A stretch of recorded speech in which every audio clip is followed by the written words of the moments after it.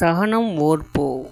సహనం అంటే మనకు ఇష్టం లేని పరిస్థితులు ఎదురైనా వాటిని తట్టుకునే శక్తి. మనసులో కోపం వచ్చినా దాన్ని బయటపెట్టకుండా నిగ్రహించగలగడం.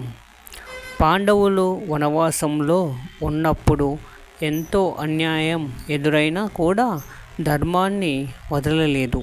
ఓర్పుగా వాళ్ళు తట్టుకున్నారు. ఓర్పు అనేది ఒక మానసిక స్థితి. అది శాంతిని, సహనాన్ని కలిపిన లక్షణం. ప్రతి దుర్ఘటనను ఓ దైవచింతనలో తట్టుకోవడం.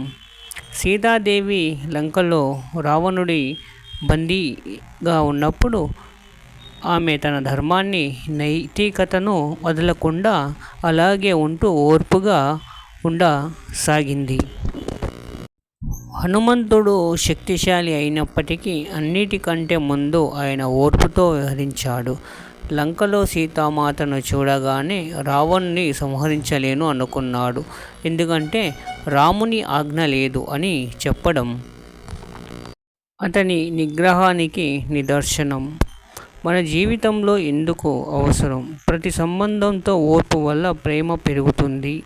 పని ప్రదేశంలో సహనం వల్ల సమస్యలు తగ్గుతాయి. ఆధ్యాత్మికంగా మనం శాంతిని పొందగలుగుతాము.